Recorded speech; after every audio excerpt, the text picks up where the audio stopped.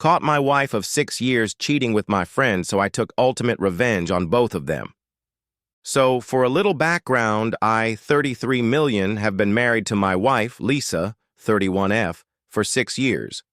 We had what I thought was the perfect marriage, until I discovered a betrayal so deep it made me question everything. Lisa had always been outgoing, super social, and the life of the party. Meanwhile, I was more of the laid-back, work-hard kind of guy. I never minded that she had a wide circle of friends. After all, trust is the foundation of any relationship, right? Well, turns out, trust means nothing when you're dealing with a snake. It all started when I noticed Lisa becoming more distant. She was always on her phone, smiling at texts she never shared with me. Our conversations became dry and intimacy practically non-existent. At first, I chalked it up to stress, but my gut told me something was off. Then came the red flag I couldn't ignore. One night, she was going out with the girls for drinks. No big deal, except one of her best friends, Sarah, happened to be in town. I bumped into Sarah at the grocery store that same evening and casually mentioned how it must be nice catching up with Lisa. Her response? "Wait, Lisa told me she was homesick tonight." Boom. My stomach dropped. I played it cool, nodded, and made some excuse before heading home. I needed to know the truth. Instead of confronting Lisa right away, I did something better. I planned. The next day, I called up an old buddy, Jake, who happens to be really good with tech. He helped me install a small GPS tracker on Lisa's car, perfectly legal since the car is in my name, and I waited. For the next few nights, she kept up her girls' night lie, but the GPS told a different story. She was heading to the same high-end apartment complex on the other side of town. And the real kicker? That complex belonged to Ryan, one of my so-called friends. I knew I needed undeniable proof, so I took things up a notch. With some strategic planning, I borrowed a high-end camera and staked out the apartment the next time she went out.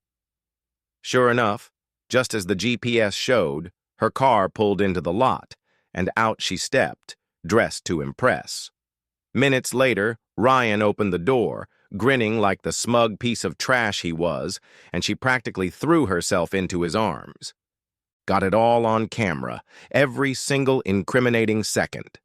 Now, here's where the fun begins. Instead of confronting Lisa right away, I did what any reasonable person would do. I gathered more evidence and set up the ultimate humiliation. Lisa and I were supposed to host a dinner party that weekend for some close friends and family. I knew this would be the perfect stage. The day before the party, I quietly moved my most valuable belongings into a storage unit and had divorce papers drawn up. Then I prepared a little presentation. The night of the dinner, everything was going smoothly.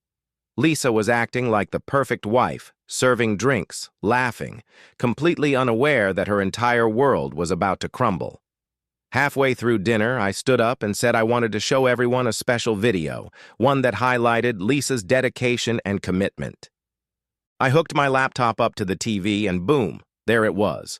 A slideshow of texts, GPS records, and finally the video footage of her and Ryan together. The room fell silent. Lisa turned pale. Ryan, who had also been invited, literally choked on his drink. Her parents? Mortified. My friends? Shocked, but impressed. She stammered, trying to come up with excuses, but I wasn't interested in hearing them.